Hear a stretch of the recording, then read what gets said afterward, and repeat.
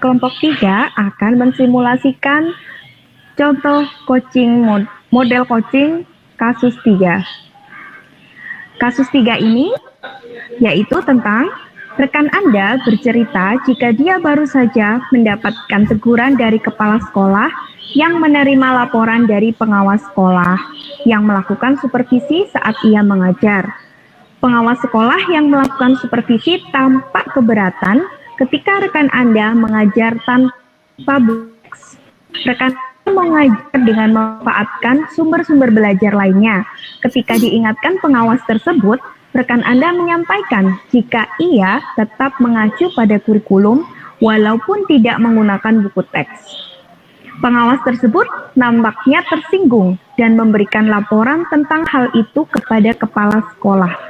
Bagaimanakah Anda menyikapinya? Simulasi dari kasus tersebut akan diperankan oleh coach atau guru, diperankan oleh Ibu Sustiana SPSI, kemudian coachi atau rekan guru diperankan oleh Bu Wahyuni SPD MMPD, dan saya sendiri sebagai pengamat yaitu Ibu Sari Ratnadewi. Kepada rekan-rekan saya, dipersilahkan.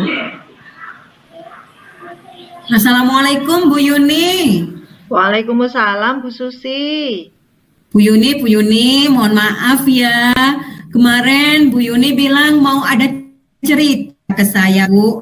Mau cerita apa Bu Yuni? Silakan Bu. Iya Bu Susi. Gini Bu, kemarin itu saya kan disupervisi oleh pengawas Bu.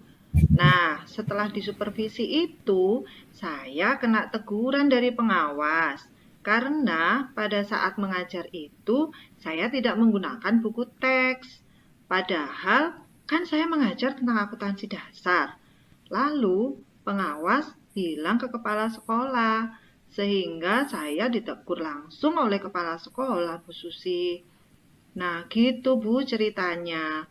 Mungkin Bu Susi bisa membantu saya untuk mencari solusinya, Bu. Oh, begitu ya Bu.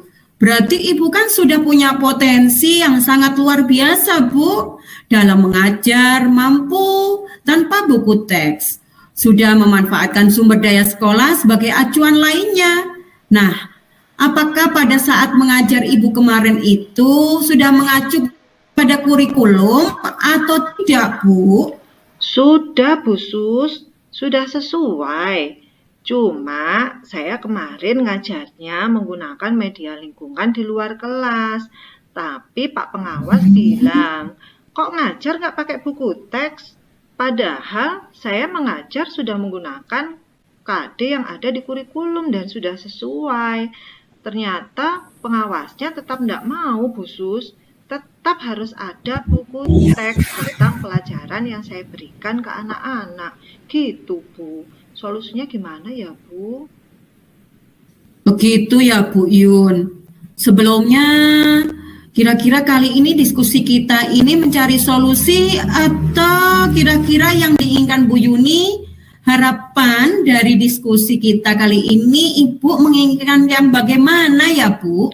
Saya sih Bu berharapnya dari saya ngobrol sama jenengan diskusi kita hari ini, saya itu menemukan solusi bagaimana saya menjelaskan kepada kepala sekolah khusus bahwa cara mengajar saya itu sudah benar.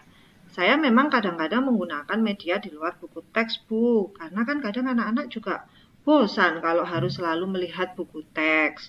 Jadi saya modifikasi Bu, kadang saya pakai video, kadang saya juga bawa anak-anak keluar untuk mengamati secara langsung bagaimana sih proses akuntansi itu. Nah, jadi enggak selalu pakai buku teks gitu Bu Sus. Gimana ya Bu ya, supaya saya bisa menjelaskan kepada kepala sekolah ya Bu? Oh, begitu ya Bu. Jadi yang diharapkan Bu Yuni nanti itu bisa menemukan solusi dari masalah Bu Yuni ini ya. Nah, sebetulnya Bu Yuni ketika pembelajaran, apakah Ibu sudah mempersiapkan bahan ajar untuk siswa Ibu? Sudah Bu Sus, mulai dari persiapannya, bikin RPP, medianya, sudah semua Bu. Hanya saja waktu kemarin Pak Pengawas itu datang, saya ngajarnya pakai PowerPoint. Setelah itu anak-anak saya bawa keluar kelas untuk melakukan pengamatan. Nah, selama pengamatan kan ya macam-macam Bu ya. Akhirnya saya juga merespon pertanyaan dari anak-anak, jawabannya mereka. Ya, salahnya saya waktu itu saya gak pegang buku teks gitu loh Bu. Oh, gitu aja ya Bu ya. Padahal hanya nggak pegang buku teks itu aja ya. Iya. Loh, padahal kan sudah bagus ya, Bu Yuni itu sudah bisa memanfaatkan lingkungan area sekolah. Lalu Bu Yuni juga sudah mengembangkan potensi yang dimiliki oleh Ibu. Nah, kemudian pada saat mengajar tanpa buku teks itu, apakah ada kendala atau tidak, Bu Yun? Pada saat kemarin sama sebelum-sebelumnya sih nggak ada masalah sih Bu. Kan sebelum ngajar itu saya malamnya pasti nyiapkan materinya, bahannya gitu. Bahannya pun macam-macam saya untuk acuannya. Saya juga buat media pembelajaran yang akan saya gunakan untuk saya sampaikan ke murid-murid.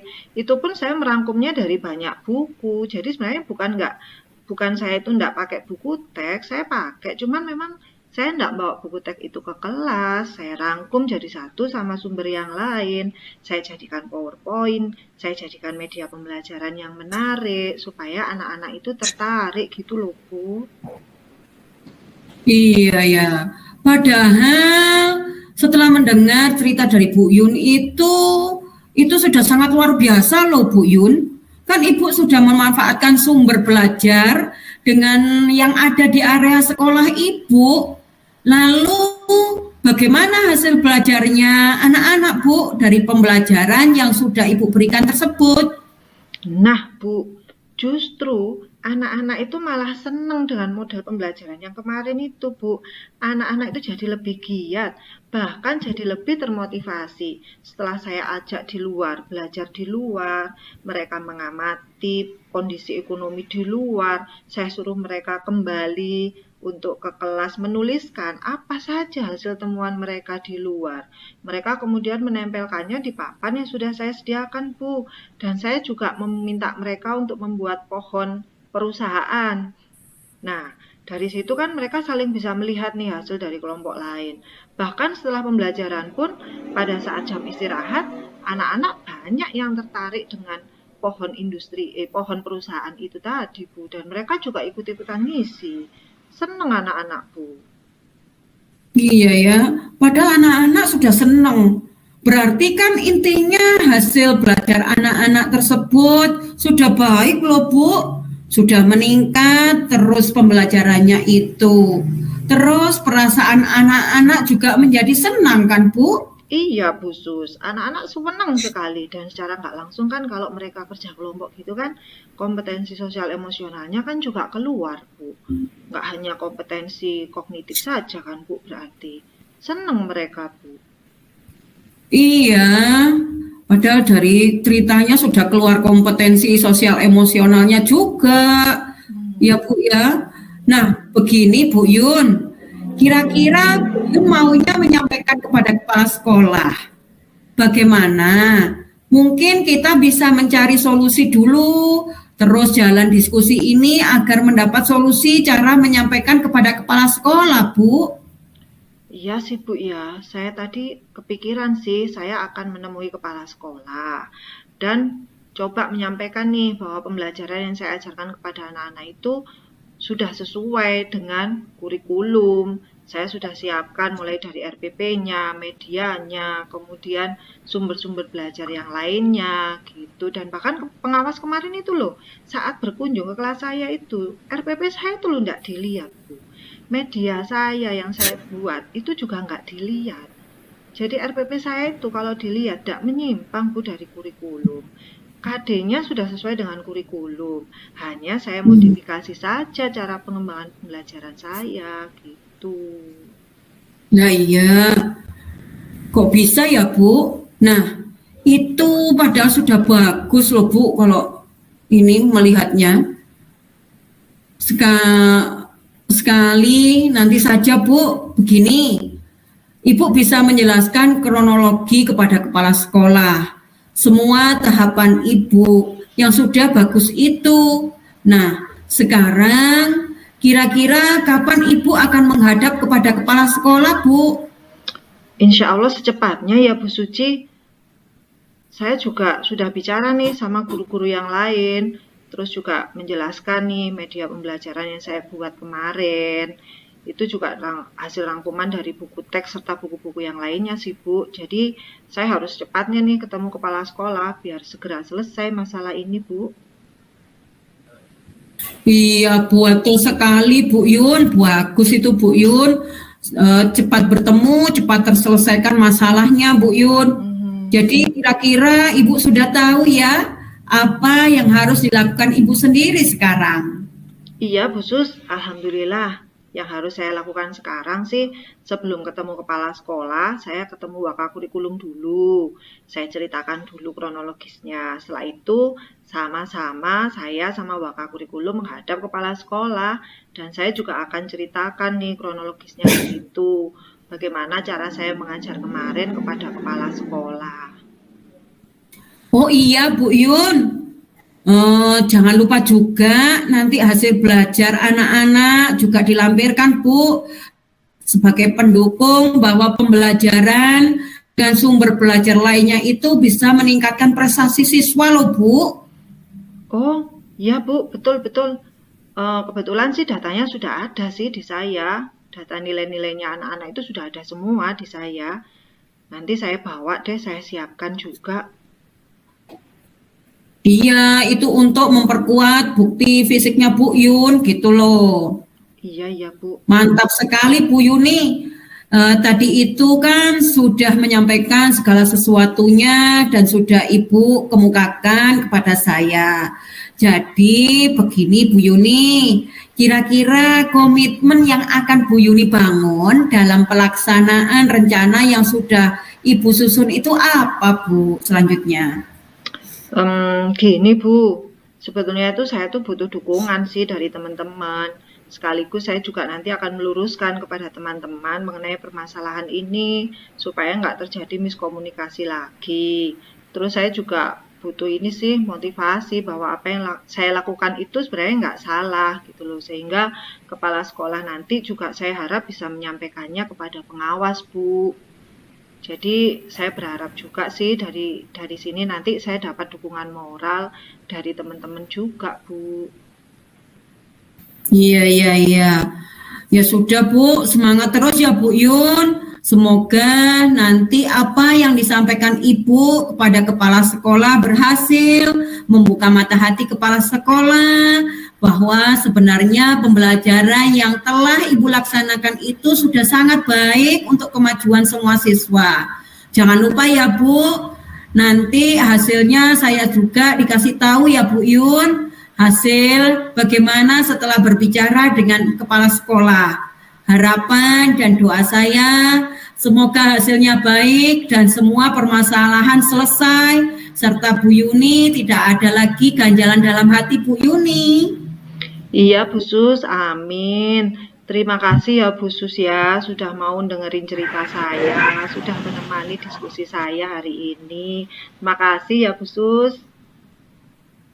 Iya Bu Yun, sama-sama. Semangat terus ya Bu Yun.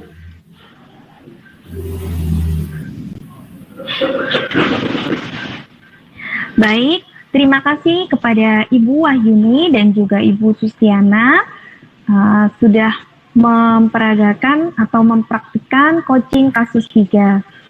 Saya akan menyampaikan hasil observasi praktek coaching model Tirta yang telah dilaksanakan oleh Ibu Sustiana dan juga Ibu Wahyuni.